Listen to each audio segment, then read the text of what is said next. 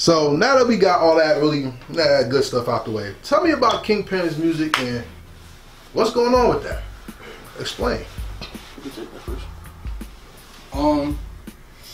Valentine's Day. We got something dropping, I think. We in the works. We've been working hard. We got a compilation coming soon, I believe.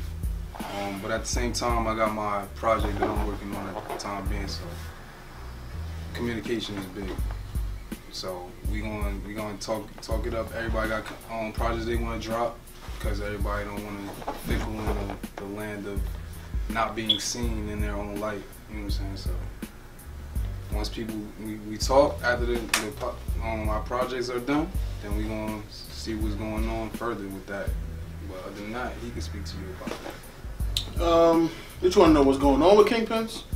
Who's KingPenz? Explain. What's the movement? Who are the participants? What's coming? Well, right now KingPenz is 4 entities, 4 separate entities that, like you said earlier, combined to make one on occasions. So you got Yaladysprospect, you got me, S.O.T.M, you got Neek, you got Sully, and then we got a 5th that we're trying to jump him in now. He ain't trying to come, but it's Trip.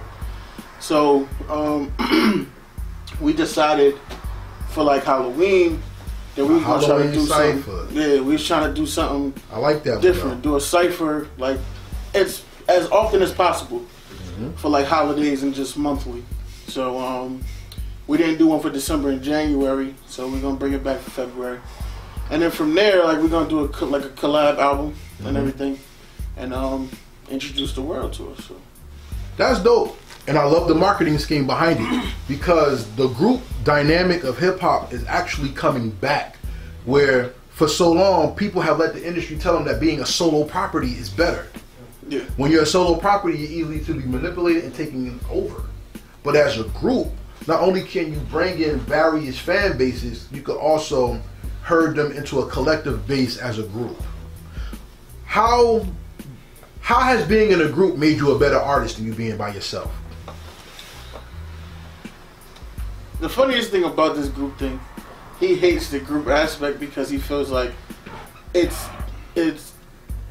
the community tries to manipulate the group to always make somebody the best, and then that's when it falls apart. That's a fact. So, I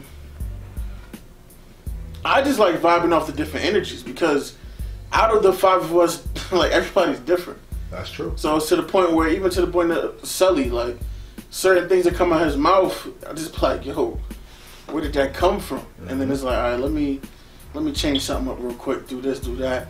The grittiness of Trip, Neek swag, double entendre, triple entendre. So it's like Bars. I got 4 different people that doing something different, and I'm like, all right, how do I attack this? So I try to attack it different every time. So realistically, all 4 of them kind of make the best me come out. I feel that. You not liking that aspect of the group is very wise, but it also can strengthen your group because that's human nature. When Wu-Tang came out, who was the best one? You had 9 people to pick from. You know, Smith & Wesson came out, you had 2 people that people had to pick from, right? Makes it easier though. It do, but even with Dipset, who's better, Cam or Jimmy, or Joel's? And all, I mean, everybody does that. That's human nature. Joel's. But okay, but that is what makes being in the group so fun because when y'all tour and y'all see how everybody vibing with you, when y'all come together, that feeling is like nothing that you can ever explain. What's the biggest victory you ever had as a performer that you got to share with your partner? Biggest victory? The biggest victory? I think personally it was a night where, you know, I think it was at the Shrine, honestly. I think he invited me out. It was just a collective energy, like it was like when you barely made it through that. Like I was dying. He was dying up there, but I peeped, like, just from knowing his bars, knowing how he spit stuff like that. You know, I peeped it from the back, so I'm like, I had to go grab some water from my man's, like, and get it up there, like right before he was about to beat done, it was there. And he's like, yo. And he was able to finish off. Even when we performed together that night, I don't know, it might have not been that night, or I might have been on your set, but like, when just, you know, like, it's a certain spot where, not saying he would fuck up on, but like, I would just have him, you know what I'm saying, like, on his ad-libs or some shit, like, and the chemistry, and I noticed it, I was like, yo, damn, like, we really got this shit down, like, and we ain't even, like, the funny thing is, y'all don't really need to know this, but when y'all gonna hear it, we don't really even practice on that performance shit. So if we do, like, practice, I'm telling y'all, it's over. Like, I want to see a live show of y'all. I already like the music. Y'all have some good music. Y'all actually have songs, not just tracks. So that makes you stand out to me. My partner will tell you, if I can't play you in my car, I don't give a fuck what you drop. I don't care. But you have good music. You know what I'm saying? One of the tracks that we did, that's another good moment, is What's Beef. So we were at a concert in T-Net, concert series. So we was up there and like the crowd was just spitting the hook back to us and we just like, yo, this is going crazy right now. Ever since that point, What's Beef is always in a set because everybody loves it. And it's just a way of like, even to our ad-libs, everybody knows every part of the verse, like each person's verse. And it's just like, we catch it. If Trip don't catch it, Rome gonna catch it. If Prospect gonna catch it.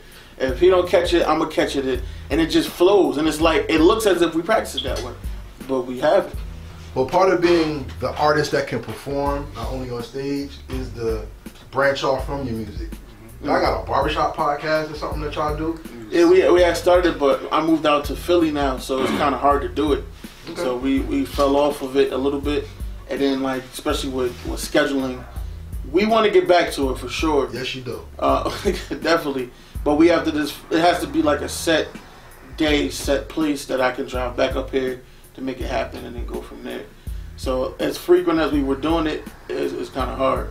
We might have to, like, if we were to do it again, push it to like every 2 weeks or something like that. But well, that's going to make y'all money on a whole nother level. You know what I'm saying? Because you're already a personality. You got the music. You have to make your own music to your own goddamn show. So at the end of the day, y'all are packaging an entity 3 different ways: solo artist, group artist, entertainment property. But the podcast, and that's what I celebrate about you gentlemen, is because you're not only doing the music, but you're living the culture as well. What's the most important part of hip hop culture, and how do you keep it alive?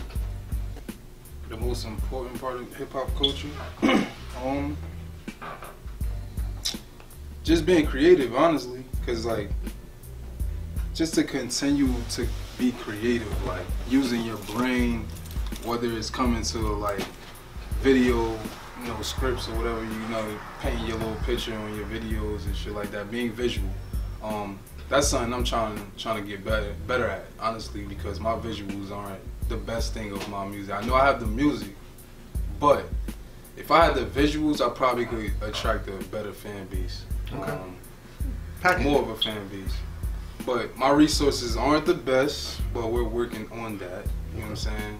That being said, visuals is definitely important to me. People seeing you, being honest with you. Just hearing you, it's probably not the best thing all the time. But definitely seeing you. Okay.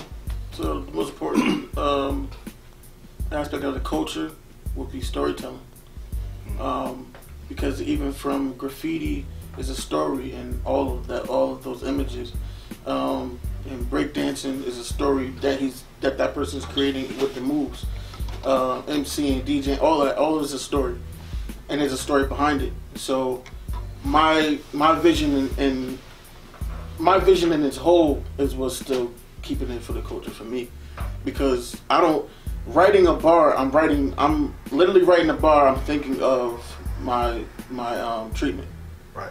Just like from that point. And I'll change, like if I don't see it in the visual, I'll change the bar. It's like, nah, I don't see that happening. So it's like, so I'll take everything, like you can take your life, but then nobody's gonna write an entire 32 bars, 216s or whatever, and that entire thing be their life step by step. There's gonna be some filler, some entertainment, some all of that. So there might be some parts where I gotta switch that because that don't seem right. That don't make sense. But it's all about the visual because the people that are listening to you need to see it when they're hearing it, and then when they actually see it, like, oh, that's what I get that bar. I get that bar even more now. Now I love this. See why I called him the professor? See that? So, here's my last question for this part. Knowing you made it is hearing or seeing your music in another genre. Like for me, you know what made me love hip hop on a whole new level when I was younger? Mark Echo had a game called Getting Up. And I bought that game. And it came with a Sharpie, a tag book, stickers, and the game was about a guy whose father got killed being a political leader. And instead of just shutting up, he used graffiti to get his father's message out about fighting the government. That's like a video game? It's a video game on PlayStation 2. It's called Mark Echo Get Up. It's classic. It's like you got, like I said, you got the deluxe edition. It came with a Sharpie, tag book, stickers, anything that was graffiti culture. And when you turned the game on, Survival of the Fittest was the instrumental on the menu. So I was like, oh shit, this is hip hop. Like I was into it. Where would you like to see yourself or hear your music to let on another level that you know, like I'm there. People hearing me in whole different places. Films, games. Okay. I think, yeah. Well, that's the main goal. Is films and games because of income, honestly. Yeah. That's where the money is. But on a right now, I would say I'll do some TV shows, some fashion shows in the clubs, things like that, because even though people don't, you know, I mean, you might not go to a fashion show just for the music. You're going there for the fashion, but you hear something in there that they're able to walk to, that people are able to bop to and see, and they fall in love with the entire imagery that team is doing, and you've become part of it, not even knowing that you're part of it. So, and then even to the part of in the club, so my girl got my song played in Allure the other night. People bopping to it, and they don't even realize like I'm an underground artist. So, but they bop into it. You know what I'm saying? So like just that, having a video of that and everything, it's just love, because it's like, yo, they don't even realize who I am. I could be standing right next to them, but if this was Drake playing, they'd be, you know what I'm saying? But I'm here already. But when I'm not here anymore, and then I am surpassing Drake, then it's like I was there. So it's like leaving that footprint. You know what I'm saying? Shout out to my baby. Follow her on the gram too. I am Aria. Rain. Rain, yes. Underscores in between. Peace.